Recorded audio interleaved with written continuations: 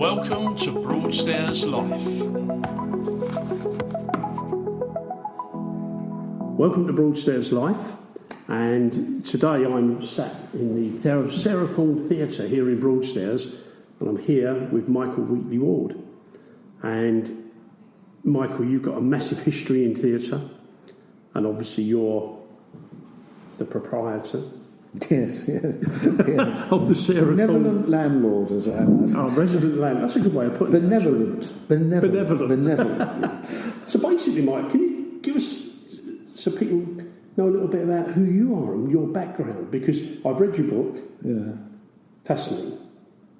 And you've done a lot. Well, basically, I knew as a wee lad that I wanted to be in theatre. Mm-hmm. My father, when he was studying for his MA in the 1950s, used to take us up to London, and I passed the old variety theatres, Finsbury Park Empire, Hackney Empire, what have you. And I just knew that this was something for me in the future.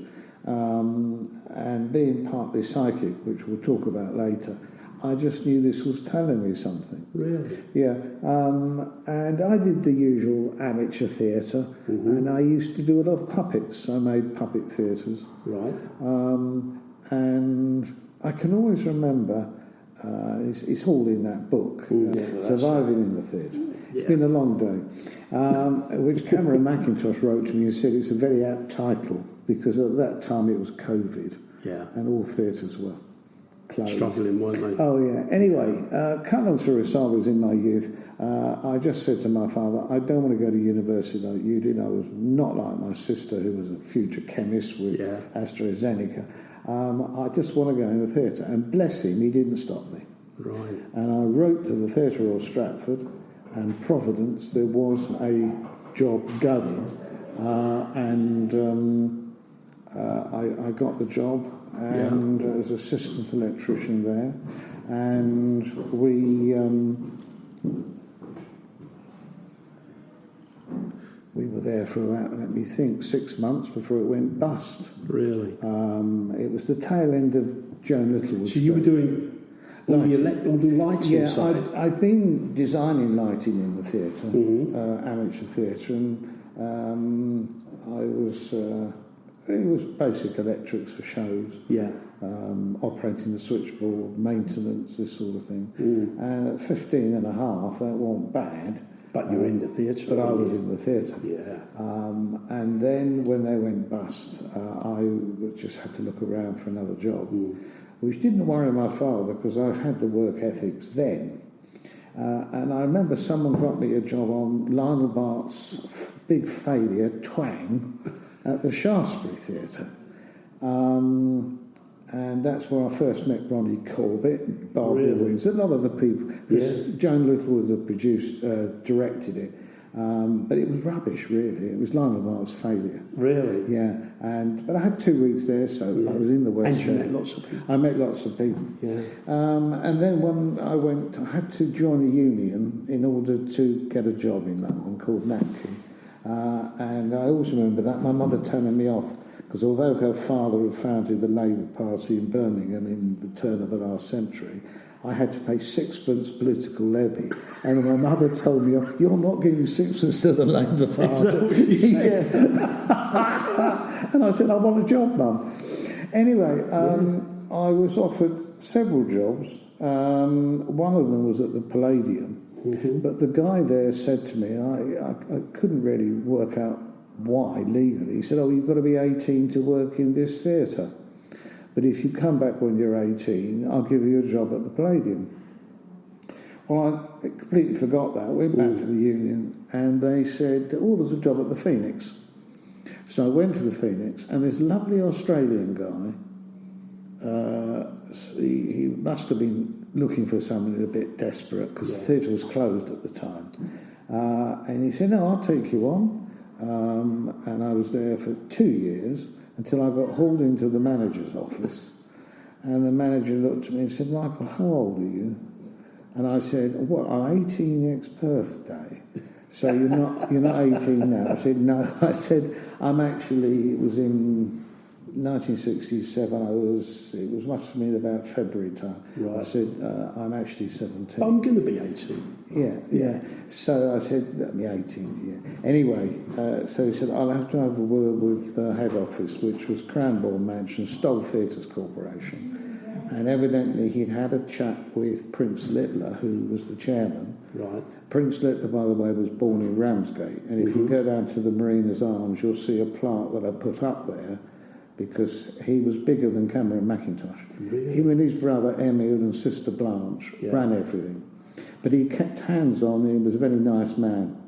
Anyway, the next thing I know, Alex Simmons, who was Prince Littler's personal carpenter and was working at the Phoenix before he retired, came up to me and said, "Do you want a job, Nick boy?" And I said, "Well, not really, I'm quite happy here."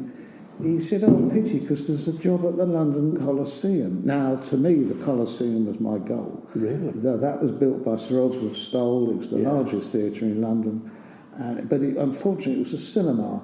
And then it tumbled. They wanted someone to be one of the two electricians there. One guy was retiring, so there was another guy had to come in. Would I take the job for at least the first year? Ooh. And then I tumbled. They were going to keep me there until I was 18, out the way, which was wonderful. Yeah. And so And they've given you a job. I know. Yeah. So I was very pleased with Prince Littler. Yeah. Anyway, Cinerama. I didn't work for Stoll Theatres. I had to work for Cinerama. Right.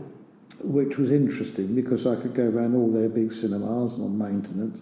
And I remember going to their flat in Mayfair, meeting Carl Foreman of Directors Fame, the Guns of Navarone. Yeah. Anyway, their lease ended and they had to vacate, so they gave us notice this was happening. And just instinct told me, well, if I'm going to be 18, let's reassess the situation. And I thought, I would like to go into a trainee manager scheme, if there is one going. Granada, who were the best cinemas, but only a small circuit, they wouldn't take me until I was 21. 21, so you've gone from 18 to 21. Rank didn't have a vacancy in the area. Yeah. And then ABC, all balls and confusion it was called. Wonderful set of people. They said, you can come and have an interview at the area manager's office at the ABC Leighton. And I went along and I met this guy who I think, if I use the term, bullshitter. Right. And I eventually became his boss, which is a long story. He sat me down and he said, "Right, Michael, so what have you been doing?" So I told him my history. He said, "Do you want to do that?" Fair enough. You know there's a salary drop from what you're getting in London, because I was on about £20 a week in London. The training manager's rate was £11.10. So it's quite a drop. It was a drop. Yeah. And I thought, honestly said, I've got to take the drop to get the experience. So he said, "Oh, splendid," he said. I said, "One thing I have to tell you, my father's just been made a headmaster in Berkshire. So if I could start this side of London, and when we move in 6 months' time, can I transfer?" "Oh, no problems at all." He said, "Your father's a headmaster." And he wrote all this, which was very good, you know. And I thought, bullshitter. So he said, "Tell me, did you fail any GCEs?" I said, "No, not one. I also got the London Chamber of Commerce's arithmetic exam." He said, "Splendid, when can you start?" Well, of course, I never sat any GCEs, so I couldn't fail them. And But you didn't tell him that, did you? No. My father patted me on the back. He said, "Well, that's a very good answer, lad." It's a good answer, yeah. Because you are actually telling the truth. I'd never tell lies. No point. No point. No. Not like politicians, you know. Anyway, so I started at the ABC Mile End Road, back down the East End. Yeah. And the manager, who became my second father, Norman Sharp, sat me down on the first day and he said, "Michael, I'm going to teach you how the money comes in before I teach you how to spend it. And if you remember that, you won't go far wrong." And he had me going through cash desk, kiosk, fridge room, serving ices, going on stage making announcements, which I did find terrifying at the time. Particularly at the Miners' Matinee, you've got about 1,000 kids. I was about to say I used to be an ABC minor. Oh, really? Yeah. Royal Standard at Blackheath. Oh, Blackheath. Yeah. Oh, crikey. Yeah. That was under part of my circuit. Yeah. Well, anyway, I did that. I spent 9 months as a trainee, and I got promoted to the lowest grade of assistant. I transferred to the Regal Uxbridge when my father moved to Slough, and I was made assistant manager there. But funny enough, as I was the only person who'd worked in theatre, and I had done advanced booking, I'd hardly been made an assistant, and they released Dr. Zhivago, which, stupidly enough, was all reserved seating. Now, up till then, most cinemas, you get a ticket, sit where you like. Oh no, it had to be advanced, you know. Because of the nature, because of the film? Because of the film. Prices went up, you know. Yeah. And I remember Bill Fuller, the chief projectionist, changing all the gelatine in the footlights and giving everyone their value, you know. Anyway, we had several weeks of this, and it was the last night at the Regal Uxbridge. The power went 5 minutes after we were out the door. No. And we'd had a full house booked in advance. And this tells you something about these big companies, whether it's a council or it's a big company. Everyone passes the buck. Yeah. So we phoned up head office and said, look, we've got no cash in the building. They're going to want refunds. They won't take the tickets. What do you do? But the manager, being canny, sent the ice girls out before they disintegrated. We got some money in. No one from head office came back. District manager wasn't over. The whole thing. So we eventually settled everyone down, and we found out we could get power back within a couple of hours. It was a mass power cut. And I think we ended up with a midnight matinee. But everybody stayed? Everyone stayed. Wow. And it was well done. And of course, next day is one of those odd periods in your life when you just break down. I was quite tired because I've been doing all the advanced booking for not that theatre, other ones. And that's when I decided, well, I'm not going to change jobs, but I can see if I can get more experience in head office. And they didn't want to lose me. They said, look, Michael, you're a grade A manager. I've been promoted very quickly, top of the grades. And that means you've got to be at the coalface because that's where the money comes in. Exactly. Yeah. And I wrote to Bernard Delfont. And I said, Mr. Delfont, who'd been the big producer and had just taken over, they don't want fresh blood in head. I really went for it. Really? And he wrote back, said, I'm very sorry, but there's no vacancies. Next day, or the same day, a letter arrived from Theatre Sales Department saying we're looking for a position of a theatre sales call. So I know what the old boy did. Yeah. He wasn't going to give me favouritism, but he engineered it, which was very nice. Something come your way. Yes. And I went for an interview, and it was a constructive interview. I didn't, there was no mucking about. I had to go through the EMI management consultants because they'd taken over the theatre chain. And they passed me, and I was given a third of the circuit from Norwich to Falmouth, including the West End. Which is a long way. Yeah, and I was told you go around each cinema, you do stock checks, you make sure it's good turnover, they're ordering the right things, they're doing ice cream sales, and that's why I've always liked theatre sales, because it's rather like the bar in theatres, although we did have a few bars in ABC. It brought the money in. Yeah. And I thoroughly enjoyed it. I spent a year doing that. Wow. So that's really... But the interesting thing is, going back to these big companies, it's what I experienced with councils. Yeah. One day, this accountant came to me and said, Michael, can you help me out? We're not getting the rent from the ABC Blackpool. And I said, I'll find out from my colleague about this who runs that area. And it turned out that they'd sold the office block behind the ABC Blackpool a year before, but they hadn't told the accounts department. Oh, really? And I thought, this is typical in these big organisations. You know. Anyway, so then a colleague offered me a chance of a job, and I was overworking, and I took this job in London trying to set up a theatre management, but it didn't work. It's quite a hard industry, isn't it? It is a hard industry, but it helped get my health back because I was on Valium tablets for overworking and all the rest of it. But I still did, because I was never a nasty inspector. I got to know the managers, and I worked with them, and I helped them out. I was getting part-time work doing the managers' work. I was at ABC Kensal Rise, the Regal at Uxbridge, and a couple of others. And I stayed part-time in ABC right through for another 10 years. But I didn't have the pressure of the jobs. Exactly. So I thought then, now, it was when I was at the Phoenix Theatre, there was an actor called Douglas Byng. It was on a production called Lady Windermere's Fan.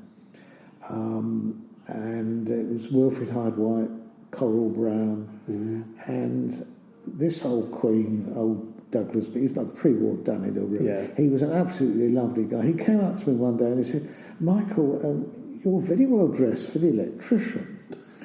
And I said, I want to be an impresario.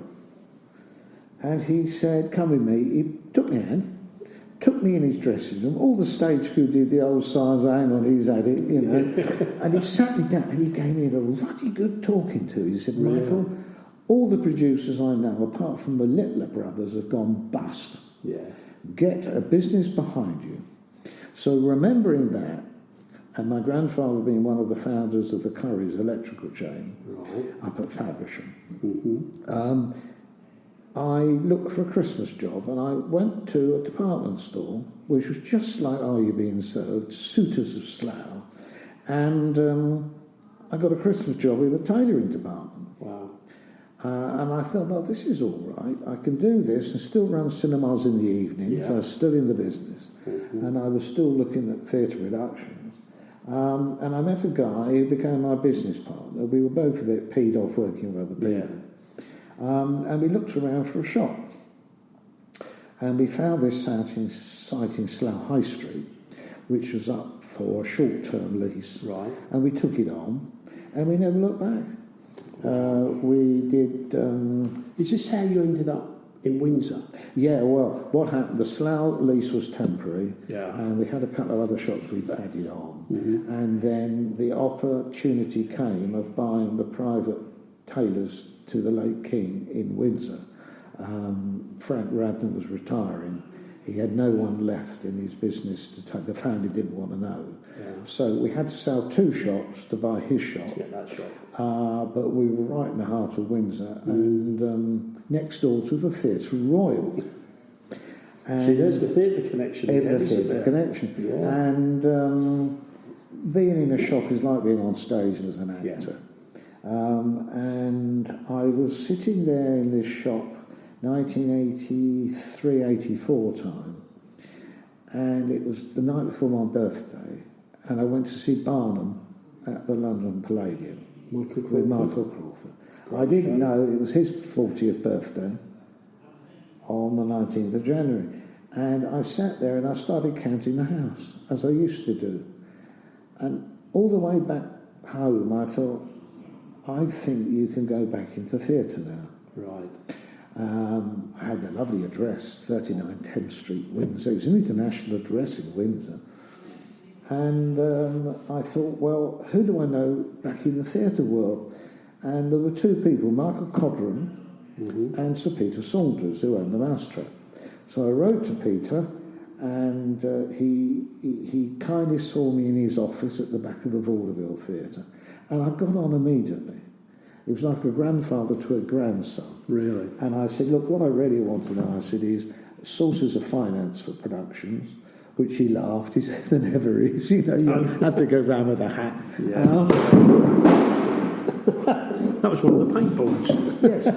We are in the art room. We are in the art room. We are in Sarah Thorne Theatre. So. Yeah, anyway, so he said to me, I said, I would like a copy of the Angels' Agreement between the investors and the producer. Because they're silent investors, aren't Oh, they? yes. Angels. And I'm still an angel for 2 West End producers, and I finance shows here, but we'll come back to that. Yeah. Anyway, so he got me a copy of because he invested everywhere, Peter. Really?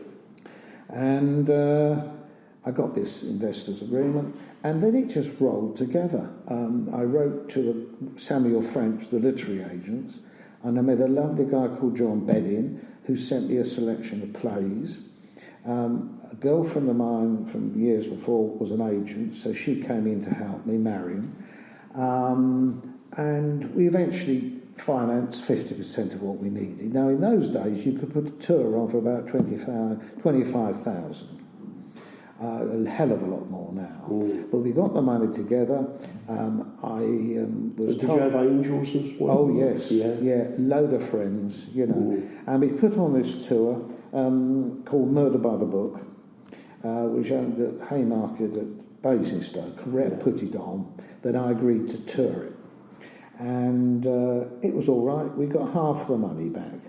Because the usual thing, and it's happened several times, I don't do it here. Theatres adjust the agreement and they put charges on. There was one... It's a way of making more money for them. Yeah, there was one particular theatre charged me holiday pay on the casual labour.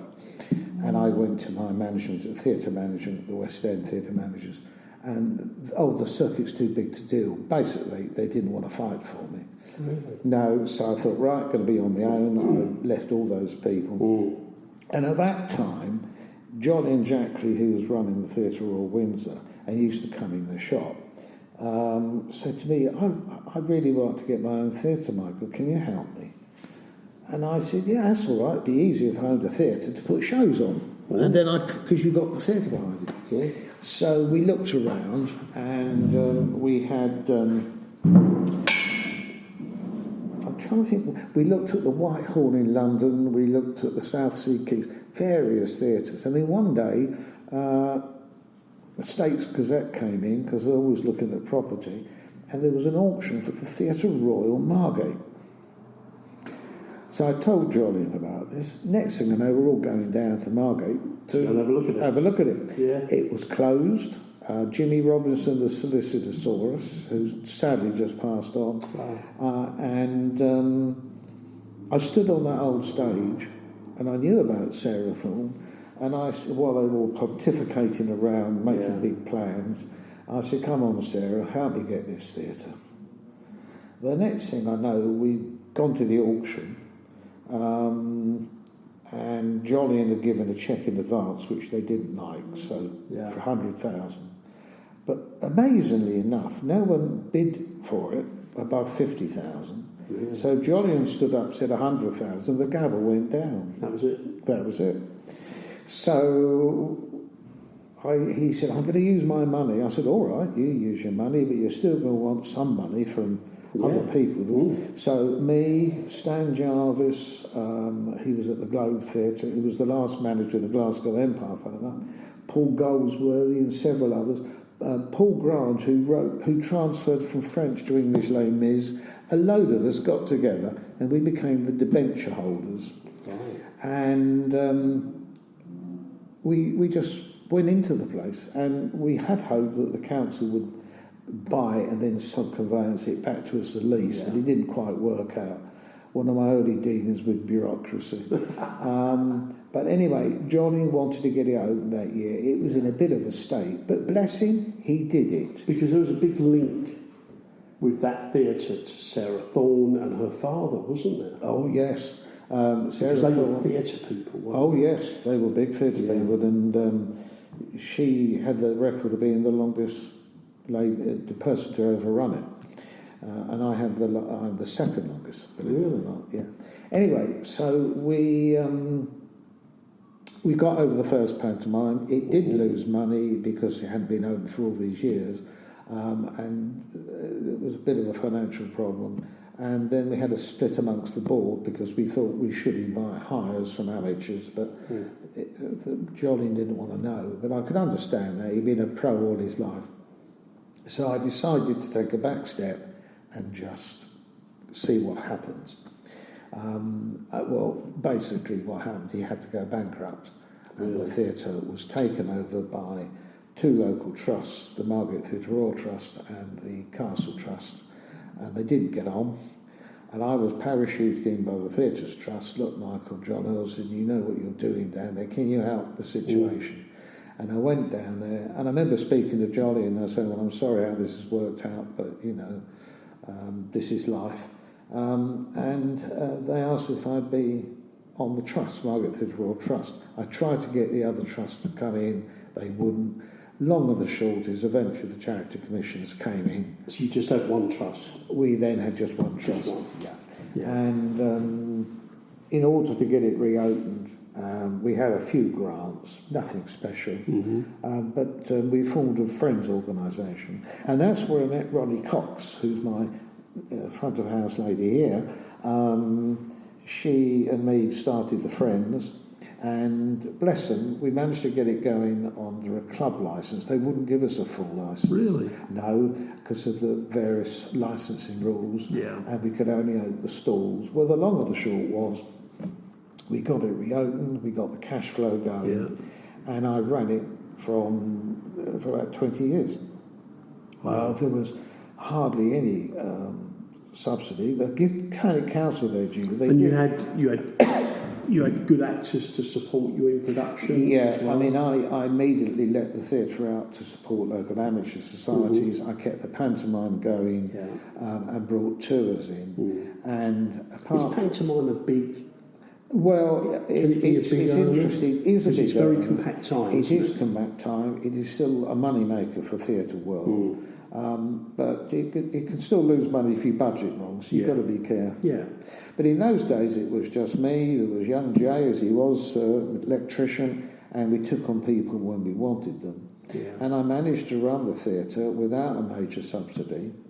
And then Sir Alistair Hunter joined the board and tried to get money from the Arts Council. And we did, in fact, give them their due. They gave us money for 3 years to help out. But they wanted local authority help. In those days, it wasn't available. And then we had the Turner Centre started. And as much as I was a champion of the Turner Centre, the Arts Council wanted to... Did it reflect badly on your place? Well, they said they wanted a more... Well, it was originally going to be a museum for Kent with art galleries attached. Right. And those art galleries would supply the income to keep the museum going. Yeah.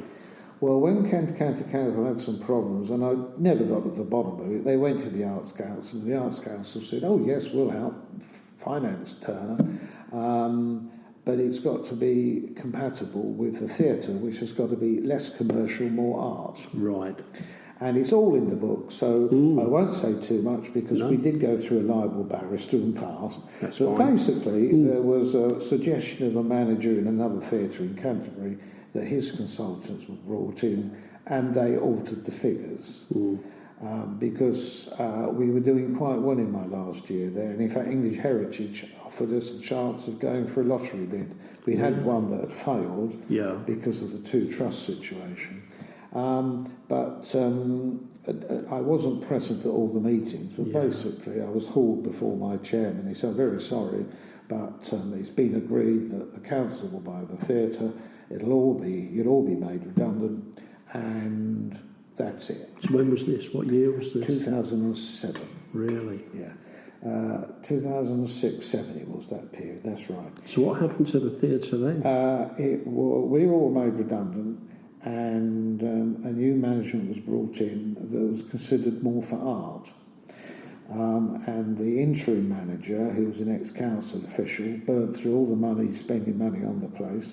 For example, beige carpets in the dressing rooms, which you didn't want, you want dark carpets. Yes. Things like this. Yeah. And they burnt through all the money with a £50,000 endowment fund. In the end, it went bust. And they had to, I remember the Labour leader at the time saying, sorry, Michael, look, we've got to get Thanet Leisure to come in and run it. Well, it didn't worry me because I'd walked straight away from the Theatre Royal and I'd found this place, Hillston.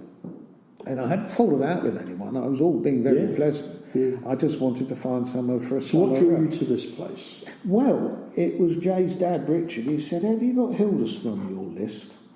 And I said, yes. It's on my last one on the list. So having gone round a lot of other halls and old churches and what have you, I walked in here and I couldn't believe it. And the head of adult education said, you're a gift to a maiden aunt, he said. Can you reopen our theatre? I said, well, let's have a good look at it. Which is attached to the college, isn't it? And I walked in here And it was in a terrible state because it was all painted white.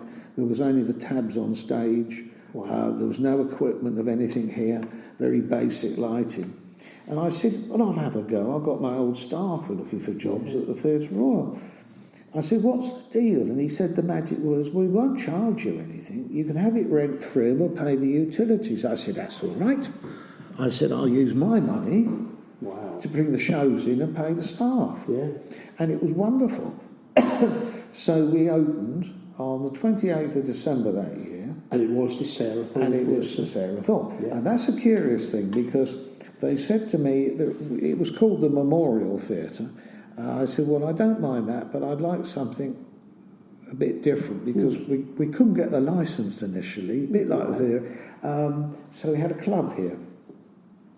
And I looked at my picture in my office at home. There's a picture of Aunt Pat, whose ashes are buried in the Theatre Royal. Right. She was a relation of one of the owners. And I said to Aunt Pat, what do I call this theatre? And no lie being so, she said Sarah Thorne. So I told everybody else, and they thought, great. And David, who was our publicity guy, said, well, you're the second longest to run the Theatre Royal. She was the longest. It's got to be. And if you go in the Theatre Royal and you look at her portrait, and I did this not so long ago, you put my glasses up against it, and it's me. Really? Yeah, Jay pointed that out to me, and it's quite spooky, really. I bet. Anyway, so we can only use the theatre at weekends when there's no identification and then for pantomime. Anyway, we've been here 20-odd years. It's been open all the time. Yeah. Sadly, a lot of other theatres, including Melbourne, have gone. Yeah. But we've done it. Yeah. And then KCC, Adult Education, wanted to leave. And they said, will you take a lease? Because you really haven't got the security just working for Adult Ed who are going. And you can have the same deal. And I said, yeah, that's all right. I've had it good here all these years. I said, we'd taken enough money to be able to afford a part-time administrator if I popped off. Yeah. But I'll use that money to take on the payment of the utilities, gas, electricity, etc. So that was done. We'd hardly signed the lease, and they came and saw us in this art room from the head office at KCC. He said, well, we're going to put it to auction because we want to dispose of the whole site. Because there's quite a lot of controversy about this, wasn't there? Yeah. And I said, so what are you going to do? Well, he said, we're giving notice to the college, we're leaving there. We've given them notice, but we actually still own the theatre, the land outside and at the back. So we're going to put it at auction. And I said, well, can we save money? I'll make a bid. And she said, well, we reckon we can get more than 350,000, probably $500,000. Yeah. And I said, but you do know the Theatres Trust have registered this as a theatres building. And I didn't say it to them. I said, but with a peppercorn rent from me, there's no income. But I said, I'll offer 300,000. Yeah. Declined. Oh, no, we'll go to auction. And how long ago was this? Last year. Oh, it's last year? Yeah. So we put the pantomime on with an auction coming up in December. So what do you do on your day off, Michael, at pantomime? You attend a blooming auction. It's all online. And there were no bidders. And a couple of property friends of mine said there won't be because there's no income. Yeah. I would suggest you go back to the auctioneers and see if you can do a deal. And I had I'd found out what the reserve price was, so I bid slightly above it. Yeah. And they came back, and they within 20 minutes, they'll sell to you. Yeah. So did you feel good? Yes, because I thought I've got a theatre. Even better, they only wanted a 5% deposit. Not 10%, and I had that money around in my production fund. Yeah. So I paid that, but I was cheeky enough to say, can I have 3 months, not the usual month, to secure the rest of the money? Yeah. Because it meant I'd have to sell securities. Yeah. And the best part of that story is my late mother had left me a bond, which, thanks to Mr. Trump with his tariffs, went rocketing down. So my broker said, buy gold shares. Really? They went upwards. And so I sold just after Christmas these shares and I had enough money to buy the place. Brilliant. And so now it's given me a new lease of life. Yeah. I'm here. And you're doing your passion, aren't you? I'm doing my passion. Yeah. I've also met a couple of people that have been a great help. Tanya Curran, who used to run a bit of adult ed, has set up Coastal Learning. I know Tanya. Yeah, and I financed her in a couple of ways, and she's now doing very well because it's rather like active retirement. Yeah. We had thought about calling it Sarah Thorne Active Retirement, but then we thought, no, Coastal Learning is better, it keeps it separate. Yeah. She's now bringing a rental income into me, which is enough to pay the electricity and the gas. So the theatre can remain doing what it's doing. Yeah. And I just feel free. So in relation to the theatre, you've got some good patrons, haven't you? Well, Judy, I knew. David Langrish, who was Kenneth Williams' old friend, I was the executor with me and my wife to his estate. Right. And through that we met Judy. This is Judy Dench, Dench. Yeah. And she has a lovely PA that lives locally as well, Sue.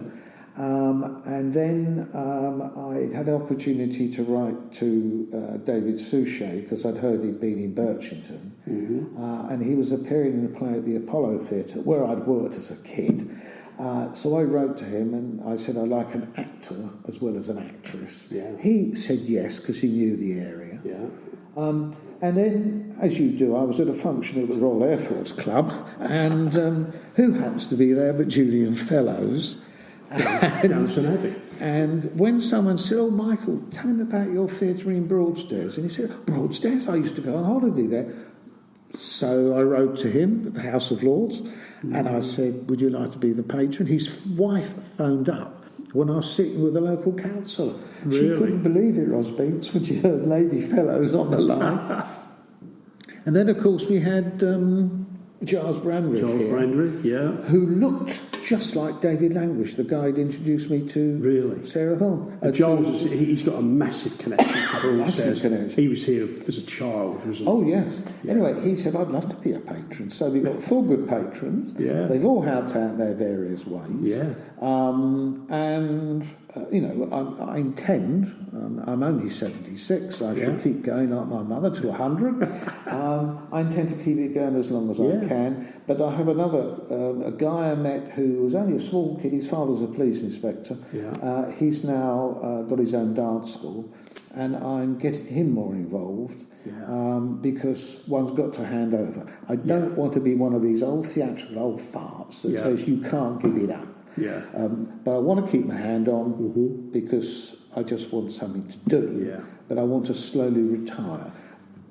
So what sort of productions do you put on here now? Because I've noticed it's quite varied, isn't it? My love is opera. Yeah. But if I put opera on, you wouldn't sell it all year round. They can't even do that in London because there are other seasons. So I book it, apart from pantomime, I put my hires in, that we have several private hires through the year, and then mates and people I know come out the woodwork and offer me shows, and I look for shows, so I've got drama. I don't do many tribute bands, because a lot of theatres now, it really is tribute band. But people love it. I mean, I love the theatre. Love it. I mean, I saw Paddington the other day. Oh, yes. Absolutely. Yeah. Incredible. Yeah. Incredible show. Yeah. And that's what theatre's about, isn't it? It's going in and coming out and feeling good. It's live. And that is the key. And although I can remember in my youth thousands of people queuing outside the theatres and cinemas, those days are gone. Yeah. And really, a theatre is best to exist within a multi-use occupation, such as here. I mean, we're open all year round, but mainly at weekends, and say for pantomime in Christmas. You couldn't run a theatre 7 days a week. You've had some very well-known names who performed there as well, haven't you? Oh, yeah. With one-man shows and one-lady shows. Yeah. Rula Levska closed us just before COVID. She was the last person. Yes, she was wonderful. Do they enjoy coming to these intimate theatres? Yes. Because you are so close to the audience. You're close to the audience. Yeah. Also, we're just that because of the high-speed train, they can get back to London at night, and a lot of them live in the London area, so it's quite useful for that. So, no, and I keep a varied diet, and the only grant I get is from Broadstairs Town Council, who've been very supportive, and they give me a couple of $1,000 a year towards supporting shows that wouldn't normally be commercial, classical music concerts, small drama. And that helps. So what shows have you got coming up in, say, the next couple of months or so? Well, this Saturday we've got the pole dance championship. Oh, you have? Yeah, which is that from, that's the ladies from... Westgate way. Yes, No, we've Katrina and Heather. That's it. That's it. Anyway, we've got pancreatic cancer, the Thanet Voss Choir raising money. Which is good. And they're here. I've got the Hound of the Baskervilles coming. In June, I've got straight from the West End, the Kenneth Williams Centenary Show. Have you really? With Russell Davis, the author, and Madeline Smith. So that's good. Well, then we got the Dickens Week, which is which why we're in here tonight, because they're rehearsing. They're rehearsing. And it goes right through to the autumn when we have pantomime. And how long does Panto run for? It will run for the month of December and about 3 active weeks. And mainly matinees and evenings are for charity nights. That's one of the things, Broadstairs. I do more matinees because the evenings are always a bit... people get a bit worried at night, particularly elderly people. Not all areas are like that. But a matinee is nice to go to, isn't it? Oh, yes. I mean, the local restaurants do all right. I was about to say, because you come out and go have some tweet. Absolutely. So, no, by keeping it a varied diet, I don't fall into the trap of being tribute shows, comedy nights and that. But a lot of these theatres have to do it now. It's the only way they can survive. Do you feel quite honoured about the name of the theatre? The fact that it does relate to a lady who was a very famous actress in her time, wasn't she? Sarah Thorne. Sarah Thorne, it was the thing that, although I'm quite a religious guy, really, when I was at the Theatre Royal, I experienced all the ghosts and spirits. And if we've got time, I must tell you this one. Please do. After I left, my Jay, the technician, stayed on. He was reappointed after the 6 months business. And he said, "Oh, Mike, what can I get you for Christmas?" And I said, "I'll tell you what, get me back in my old theatre and have a smoot round." So I went in there and I couldn't feel a thing. And I did my management walk all over the place. I said, "Well, I see they spent all the money on the dressing rooms and the repainting." And I said, "But they haven't done the new boiler, they haven't done several things." I said, "But it's very quiet." He said, "There's no spirits here, Mike," and he was psychic. So said good night, Merry Christmas, and off. A week later, he's on the blower to his father. He says, "Mike there?" And Richard said, "Yes, he's right beside me. We're watching the fireworks with our wives." And he said, "Mike, you wouldn't believe it," he said, "but since you've been back in the theatre, lights have come on, tools have moved, seats are going up and down." And I said, I won't forget the night we had the mist. When the night the council bought the place, a mist descended on the theatre. Really? And then it went. So I asked the girlfriend, who was a medium, and she came down with another medium, and they just looked at me, and evidently I'm what they call a carrier. Spirits are around me all the time. Really? And I did find this a bit spooky. Until they came here. And as I've just shown you on the phone, outlines of people in this. We've got 2 spirits on the stage here, and one in the gents' loo, which is rather frightening me if I go in there at night. Anyway, so it's all, it's an interesting world. It is. So particularly in the theatre world, because there's all the energies, and that's a lot of what this is. And when you think of the amount of people that have been through a theatre. Oh yes. I mean, you're talking thousands and thousands. But then you also talk about all the performers. Sadly, some people die in theatres, don't they? Well, David Cheshire, who was the Theatres Trust, the librarian, he was at the Apollo Shaftesbury Avenue, and he saw Bernard Cribbins, who he knew, and he said, "Oh, Bernard," and he dropped dead. And they had to hold the curtain up, the lot, get the ambulance. Poor wife, how she handled it was marvellous. But then you have to think of people like Eric Morecambe. Oh, Eric Morecambe. Tommy Cooper, who I knew. When I used to run those ABC cinemas, he used to come into the Broadway Hammersmith with his cigar, not the fez. Yeah. "Can I see the show, Mike?" "Yeah, go in." A lot of these people have gone, and that is one of the tragedies. In the 50s and 60s, you had lots of artists you recognised, like Terry Thomas, and they were automatically, they were just natural. Yeah. Today, we seem to be churning out people from acting schools, and I don't think it's me getting old, because I've been told by other younger people, we haven't really got those big names. Yeah. There will always one or two coming through, but not the abundance of character. There are people that can just, if they're in a show, it's going to sell. Oh, yes. Because of them. But even then, you see, being an investor in these shows in London, whereas I used to be able to put a show on in London, a small play for about 50,000, you're looking at $500,000 more now. And the costs are huge, which is why seat prices are the way they are. It is an expensive game, which is why, in my old dotage, here in Broadstairs, I'm just pleased if I can still keep a theatre going. Yeah. But and it's nice to have a theatre here, isn't it? Yes. It is nice to have a theatre. We do attract people down from London, and we've had several people say, we bought property down here because we know there's a theatre, and there's a cinema, you've got the Palace, the Pavilion does odd shows, and there's other theatres around here. Of course. The girls have reopened the old Granville. So, there's plenty of things to do. But this theatre has attracted them. Yeah.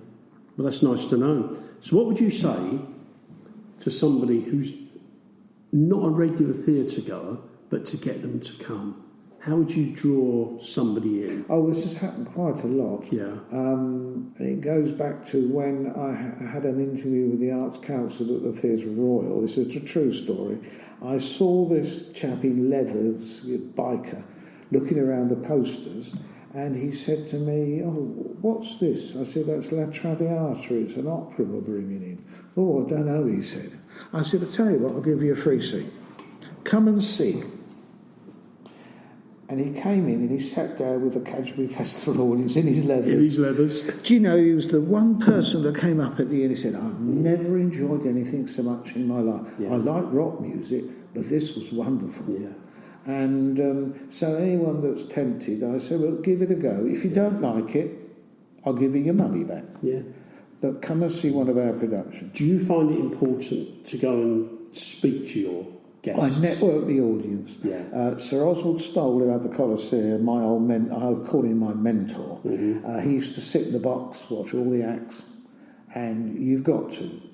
Because you've got to see what's going on. Yeah. That's why I quite like occasionally doing the stage lighting still, because I can work the board and I can watch the show. Yeah. And, you see the audience reactions. Yeah.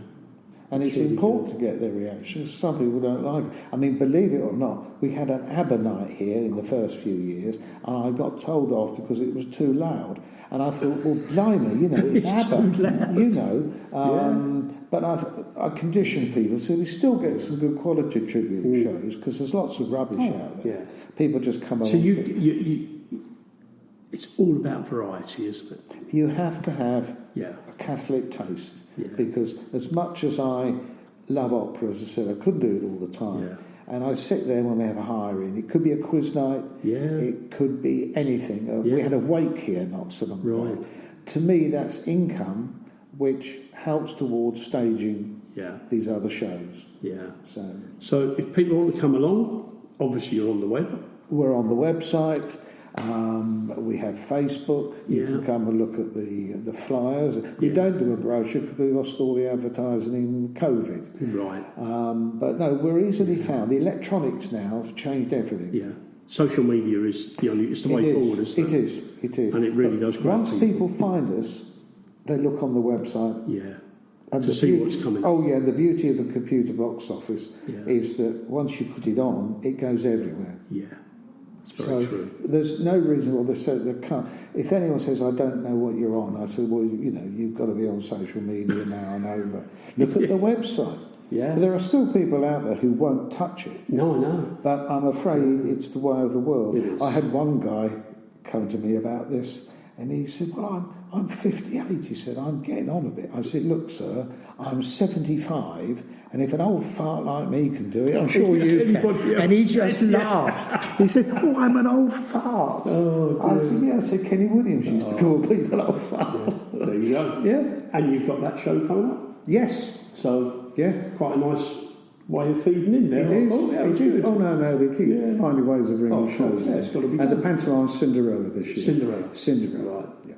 Right, that's lovely. Well, listen, Michael, it's been a joy to chat to you and listen all about your history and also the fact that you're keeping this place going, which is... Well, it's become a labour of love. It's Yeah. given me a second lease, and Yeah. I'm just pleased I can do it for as long as I can. But I say, eventually one will have to retire, but not yet. Not yet. No. Not yet.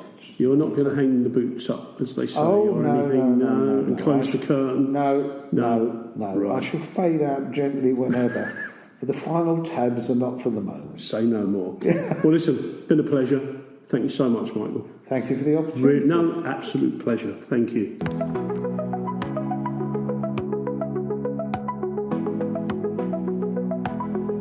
Thank you for listening to Broadstairs Life. You can follow us on Facebook and various other social media platforms, including YouTube. Thank you for listening.